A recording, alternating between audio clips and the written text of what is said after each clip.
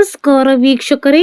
ಚಿನ್ನದ ಅಂಗಡಿಯ ಬೋರ್ಡ್ ನೋಡಲು ಹೆದರುತ್ತಿದ್ದ ಜನ ಸಾಮಾನ್ಯರಿಗೆ ಇದೀಗ ಮಾರುಕಟ್ಟೆಯಿಂದ ಬಂಪರ್ ಸುದ್ದಿಯೊಂದು ಸಿಕ್ಕಿದೆ. ಹೌದು, ಕಳೆದ 2 ವಾರಗಳಿಂದ ಶುರುವಾದ ಬಂಗಾರದ ಬೆಲೆಯ ಕುಸಿತ ಈಗಲೂ ಭರ್ಜರಿಯಾಗಿ ಮುಂದುವರೆದಿದೆ. ಒಂದೇ ಸಮನೆ ರಾಕೆಟ್ ವೇಗದಲ್ಲಿ ಏರುತ್ತಿದ್ದ ಚಿನ್ನದ ಬೆಲೆಗೆ ಈಗ ಬ್ರೇಕ್ ಬಿದ್ದಿದ್ದು ಗ್ರಾಹಕರು ನೆಮ್ಮದಿ ನಿಟ್ಟುಸಿರು ಬಿಡುವಂತಾಗಿದೆ. ಮುಂದಿನ ತಿಂಗಳುಗಳಲ್ಲಿ ಬರುವ ಹಬ್ಬ ಹರಿದಿನಗಳು ಹಾಗೂ ಶುಭ ಕಾರ್ಯಗಳಿಗೆ ಆಭರಣ ಮಾಡಿಸಲು ಕಾಯುತ್ತಿದ್ದವರಿಗೆ ಇದೊಂದು ಆಶಾಕಿರಣವೇ ಸರಿ. ಯಾಕಿಷ್ಟು ದಿಢೀರ್ ಕುಸಿತ? ಇದರ ಅಸಲಿ ಗುಟ್ಟೇನು ಗೊತ್ತಾ?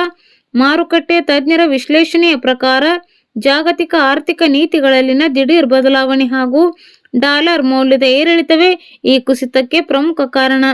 ಜಾಗತಿಕ ಮಟ್ಟದ ಬೃಹತ್ ಹೂಡಿಕೆದಾರರು ಚಿನ್ನದ ಮೇಲಿನ ತಮ್ಮ ಹೂಡಿಕೆಯನ್ನ ಹಿಂದಕ್ಕೆ ಪಡೆದು ಹೆಚ್ಚು ಲಾಭದಾಯಕವಾಗಿರುವ ಷೇರು ಮಾರುಕಟ್ಟೆಯತ್ತ ಮುಖ ಮಾಡುತ್ತಿದ್ದಾರೆ.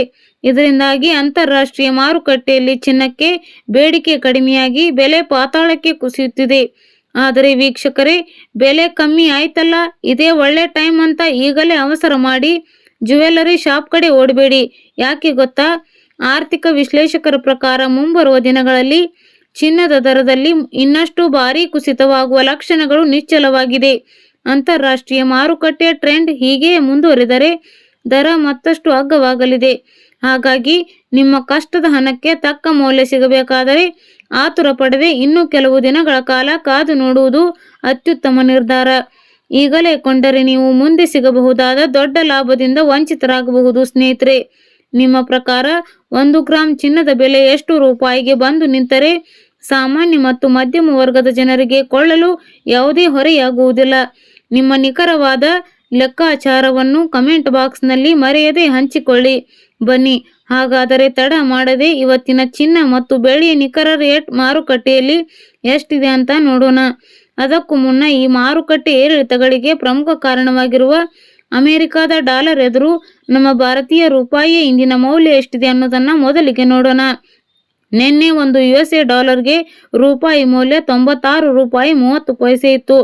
ಇಂದು ಒಂದು USA ಡಾಲರ್ಗೆ ರೂಪಾಯಿ ಮೌಲ್ಯ 96 ರೂಪಾಯಿ 50 ಪೈಸೆ ಆಗಿದೆ. ಚಿನ್ನ ಹಾಗೂ ಬೆಳ್ಳಿ 10 ಗ್ರಾಂ ಚಿನ್ನದ ದರ ರೂಪಾಯಿ 2000, ಬೆಳ್ಳಿ ಕೆಜಿಗೆ ರೂಪಾಯಿ 5000 ಇಳಿಕೆ. ಲಾಭದ ಗಳಿಕೆಗಾಗಿ ವರ್ತಕರು ಅಮೂಲ್ಯ ಲೋಹಗಳನ್ನು ಮಾರಾಟ ಮಾಡಲು ಮುಂದಾಗಿದ್ದರಿಂದ ಇಲ್ಲಿನ ಶನಿವಾರ ಪೇಟೆಯಲ್ಲಿ ಚಿನ್ನ ಮತ್ತು ಬೆಳ್ಳಿ ದರ ಇಳಿದಿದೆ. 99.9% ಪರಿಶುದ್ಧತೆಯ 10 ಗ್ರಾಂ ಚಿನ್ನದ ದರವು ರೂಪಾಯಿ 2000 ಇಳಿಕೆಯಾಗಿ ರೂಪಾಯಿ 1,47,200ರಂತೆ ಮಾರಾಟವಾಗಿದೆ. ಬೆಳ್ಳಿ ದರವು ಕೆಜಿಗೆ ರೂಪಾಯಿ 5,000 ಕಡಿಮೆಯಾಗಿ ರೂಪಾಯಿ 2,24,700ಕ್ಕೆ ಇಳಿದಿದೆ ಎಂದು ಅಖಿಲ ಭಾರತ ಸರಾಫ್ ಅಸೋಸಿಯೇಷನ್ ತಿಳಿಸಿದೆ. ರಾಜ್ಯದ ಸಮಸ್ತ ಮಹಿಳೆಯರಿಗೆ, ತಾಯಂದಿರಿಗೆ, ಸಹೋದರಿಯರಿಗೆ ಮತ್ತು ಗೃಹಲಕ್ಷ್ಮಿ ಯೋಜನೆಯ ಪ್ರತಿಯೊಬ್ಬ ಫಲಾನುಭವಿಗೆ ಅತ್ಯಂತ ಪ್ರಮುಖವಾದ ತುರ್ತು ಮತ್ತು ವಿವರವಾದ ಮಾಹಿತಿಯೊಂದನ್ನು ನೀಡಲು ನಿಮ್ಮ ಮುಂದೆ ಬಂದಿದ್ದೇನೆ. ನಮ್ಮ ರಾಜ್ಯ ಸರ್ಕಾರವು ಜಾರಿಗೆ ತಂದಿರುವ 5 ಗ್ಯಾರಂಟಿ ಯೋಜನೆಗಳಲ್ಲಿ ಅತ್ಯಂತ ಜನಪ್ರಿಯ ಹಾಗೂ ಲಕ್ಷಾಂತರ ಕುಟುಂಬಗಳಿಗೆ ನೆರವಾಗುತ್ತಿರುವ ಯೋಜನೆ ಎಂದರೆ ಅದು ಗೃಹಲಕ್ಷ್ಮಿ ಯೋಜನೆ. ಆದರೆ ಕಳೆದ ಕೆಲವು ತಿಂಗಳುಗಳಿಂದ ಈ ಯೋಜನೆಯ ಹಣ ಬಾರದೆ ಲಕ್ಷಾಂತರ ಮಹಿಳೆಯರು ತೀವ್ರ ಗೊಂದಲದಲ್ಲಿದ್ದರು, ಕಾಯುತ್ತಿದ್ದರು ಮತ್ತು ಸರ್ಕಾರ ಯಾವಾಗ ಹಣ ಬಿಡುಗಡೆ ಮಾಡುತ್ತದೆ ಎಂದು ನಿರೀಕ್ಷಿಸುತ್ತಿದ್ದರು. ಈಗ ಸರ್ಕಾರವು ಈ ಬಾಕಿ ಹಣದ ಬಿಡುಗಡೆ ಪ್ರಕ್ರಿಯೆಗೆ ಚಾಲನೆ ನೀಡಿದೆ. ಆದರೆ ಇದೇ ಸಮಯದಲ್ಲಿ ಸರ್ಕಾರದಿಂದ ಒಂದು ಅತ್ಯಂತ ಪ್ರಮುಖವಾದ ಮತ್ತು ಕಟ್ಟುನಿಟ್ಟಿನ ಸೂಚನೆ ಹೊರಬಿದ್ದಿದೆ. ನೀವು ಈ ವಿಡಿಯೋದಲ್ಲಿ ಹೇಳುವ ಪ್ರಮುಖ ಕೆಲಸವನ್ನು ಜುಲೈ 30ರ ಒಳಗಾಗಿ ಅಂದರೆ ಇನ್ನು ಕೆಲವೇ ದಿನಗಳಲ್ಲಿ ಪೂರ್ಣಗೊಳಿಸದಿದ್ದರೆ ನಿಮ್ಮ ಖಾತೆಗೆ ಬರಬೇಕಾದ ಮುಂದಿನ ಪ್ರತಿಯೊಂದು ಕಂತಿನ 2,000 ರೂಪಾಯಿ ಹಣ ತಡೆ ಹಿಡಿಯಲ್ಪಡುತ್ತದೆ. ಅಷ್ಟೇ ಅಲ್ಲದೆ ನಿಮ್ಮ ಹೆಸರನ್ನು ಗೃಹಲಕ್ಷ್ಮಿ ಯೋಜನೆಯ ಫಲಾನುಭವಿಗಳ ಪಟ್ಟಿಯಿಂದ ಸಂಪೂರ್ಣವಾಗಿ ತೆಗೆದುಹಾಕುವ ಅಂದರೆ ರದ್ದುಗೊಳಿಸುವ ಸಾಧ್ಯತೆಯೂ ಇದೆ. ಆದ್ದರಿಂದ ಈ ವಿಷಯವನ್ನು ಪ್ರತಿಯೊಬ್ಬ ಗೃಹಲಕ್ಷ್ಮಿಯು ಅತ್ಯಂತ ಗಂಭೀರವಾಗಿ ಪರಿಗಣಿಸಬೇಕಾಗಿದೆ. ಮೊದಲನೆಯದಾಗಿ, ಪ್ರಸ್ತುತ ಜಮಾ ಆಗ್ತಿರುವ ಹಣದ ವಿವರವನ್ನು ಅತ್ಯಂತ ವಿವರವಾಗಿ ತಿಳಿದುಕೊಳ್ಳೋಣ. ಕಳೆದ 2-3 ತಿಂಗಳುಗಳಿಂದ ರಾಜ್ಯಾದ್ಯಂತ ಯಾವುದೇ ಕಂತಿನ ಹಣ ಜಮಾ ಆಗಿರಲಿಲ್ಲ.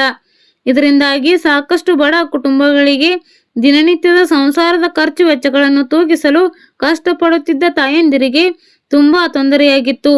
ಆದರೆ ಈಗ ರಾಜ್ಯ ಸರ್ಕಾರವು 31ನೇ ಕಂತಿನ ಹಣ ಅಂದರೆ ಏಪ್ರಿಲ್ ತಿಂಗಳ ಬಾಕಿ ಹಣವನ್ನು ಬಿಡುಗಡೆ ಮಾಡಲು ಅಧಿಕೃತವಾಗಿ ಒಟ್ಟು 24,400 ಕೋಟಿ ರೂಪಾಯಿಗಳನ್ನು ಅನುಮೋದಿಸಿ ಬಿಡುಗಡೆ ಮಾಡಿದೆ.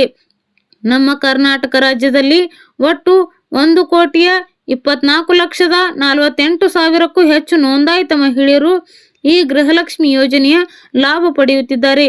ಸರ್ಕಾರ ಬಿಡುಗಡೆ ಮಾಡಿರುವ ಈ 2,400 ಕೋಟಿ ರೂಪಾಯಿ ಹಣವು ಈಗಾಗಲೇ ರಾಜ್ಯದ ವಿವಿಧ ಜಿಲ್ಲೆಗಳಲ್ಲಿರುವ ಗೃಹಲಕ್ಷ್ಮಿಯರ ಬ್ಯಾಂಕ್ ಖಾತೆಗಳಿಗೆ ಹಂತ ಹಂತವಾಗಿ ನೇರ ನಗದು ವರ್ಗಾವಣೆ ಅಂದರೆ DBT ಮೂಲಕ ತಲುಪಲು ಪ್ರಾರಂಭವಾಗಿದೆ. ನಿನ್ನೆಯಿಂದಲೇ ಹಲವು ಜಿಲ್ಲೆಗಳಲ್ಲಿ ಮಹಿಳೆಯರ ಮೊಬೈಲ್ಗಳಿಗೆ ಹಣ ಜಮಾ ಆದ ಬಗ್ಗೆ ಮೆಸೇಜ್ಗಳು ಬರಲು ಶುರುವಾಗಿವೆ. ಇಲ್ಲಿ ನೀವು ಮುಖ್ಯವಾಗಿ ಗಮನಿಸಬೇಕಾದ ವಿಷಯವೇನೆಂದರೆ ಕೇವಲ ಏಪ್ರಿಲ್ ತಿಂಗಳ ಕಂತು ಮಾತ್ರವಲ್ಲ, ಇದರ ನಂತರ ಮೇ ತಿಂಗಳ ಕಂತು, ಜೂನ್ ತಿಂಗಳ ಕಂತು ಮತ್ತು ಈಗ ಜುಲೈ ತಿಂಗಳು ಮುಕ್ತಾಯಗೊಳ್ಳುತ್ತಿರುವುದರಿಂದ ಜುಲೈ ತಿಂಗಳ ಕಂತು, ಹೀಗೆ ಒಟ್ಟು 4 ಕಂತುಗಳ ಹಣ ಬಾಕಿ ಉಳಿದುಕೊಂಡಿದೆ.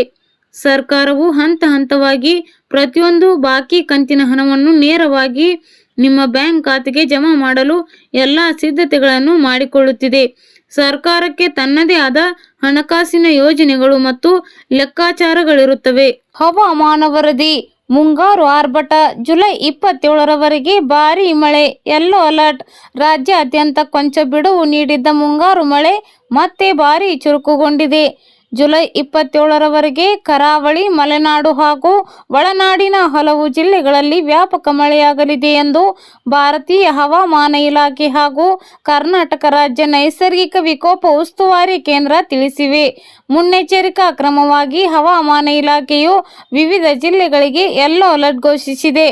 ಅರಬ್ಬಿ ಸಮುದ್ರದಲ್ಲಿ ಉಂಟಾಗುವ ಮೇಲ್ಮೈ ಸುಳಿಗಾಳಿ ಹಾಗೂ ಬಲವಾದ ಮಾರುತಗಳ ಪ್ರಭಾವದಿಂದಾಗಿ ರಾಜ್ಯದಲ್ಲಿ ಮಳೆಯ ಪ್ರಮಾಣ ಹೆಚ್ಚಾಗಲಿದೆ. ಕರಾವಳಿ ಕರ್ನಾಟಕದ ಉತ್ತರ ಕನ್ನಡ, ಉಡುಪಿ ಮತ್ತು ದಕ್ಷಿಣ ಕನ್ನಡ ಜಿಲ್ಲೆಗಳಲ್ಲಿ ಗಂಟೆಗೆ 30ರಿಂದ 50 ಕಿಲೋಮೀಟರ್ ವೇಗದಲ್ಲಿ ಬಲವಾದ ಗಾಳಿ ಬೀಸಲಿದ್ದು, ಜುಲೈ 27ರವರೆಗೆ ಹೆಚ್ಚಿನ ಪ್ರಮಾಣದ ಭಾರೀ ಮಳೆಯಾಗಲಿದೆ. ಇನ್ನು ಮಲೆನಾಡು ಭಾಗದ ಶಿವಮೊಗ್ಗ, ಚಿಕ್ಕಮಗಳೂರು, ಕೊಡಗು ಮತ್ತು ಹಾಸನ ಜಿಲ್ಲೆಗಳ ಬೆಟ್ಟಗುಡ್ಡ ಪ್ರದೇಶಗಳಲ್ಲಿ ಸಾಧಾರಣದಿಂದ ಭಾರೀ ಮಳೆಯಾಗುವ ಮುನ್ಸೂಚನೆ ಇದ್ದು ಯೆಲ್ಲೋ ಅಲರ್ಟ್ ನೀಡಲಾಗಿದೆ. ಉತ್ತರ ಒಳನಾಡು ಜಿಲ್ಲೆಗಳಾದ ಬೆಳಗಾವಿ, ಧಾರವಾಡ, ಹಾವೇರಿ, ಕೊಪ್ಪಳ, ಕಲಬುರಗಿ, ಯಾದಗಿರಿ ಸೇರಿದಂತೆ ದಕ್ಷಿಣ ಒಳನಾಡಿನ ಮೈಸೂರು, ಮಂಡ್ಯ ಹಾಗೂ ಬೆಂಗಳೂರು ನಗರ ಮತ್ತು ಗ್ರಾಮಾಂತರ ಭಾಗಗಳಲ್ಲಿ ಅಲ್ಲಲ್ಲಿ ಗುಡುಗು ಸಹಿತ ಮಳೆಯಾಗಲಿದೆ. ಮೀನುಗಾರರಿಗೆ ಹಾಗೂ ಸಾರ್ವಜನಿಕರಿಗೆ ಎಚ್ಚರಿಕೆ. ಕರಾವಳಿ ತೀರದಲ್ಲಿ ಕಡಲು ಕೊರೆತ ಮತ್ತು ಅಲೆಗಳ ಅಬ್ಬರ ಹೆಚ್ಚಿರಲಿದ್ದು, ಮೀನುಗಾರರು ಜುಲೈ 27ರವರೆಗೆ ಸಮುದ್ರಕ್ಕೆ ಇಳಿಯದಂತೆ ಎಚ್ಚರಿಕೆ ನೀಡಲಾಗಿದೆ. ಮಲೆನಾಡು ಹಾಗೂ ತಗ್ಗು ಪ್ರದೇಶಗಳಲ್ಲಿ ನೀರು ನಿಲ್ಲುವ ಮತ್ತು ಭೂಕುಸಿತ ಉಂಟಾಗುವ ಸಾಧ್ಯತೆ ಇರುವ ಕಾರಣ ಸಾರ್ವಜನಿಕರು ಹಾಗೂ ಪ್ರವಾಸಿಗರು ಅಗತ್ಯ ಮುನ್ನೆಚ್ಚರಿಕೆ ವಹಿಸಲು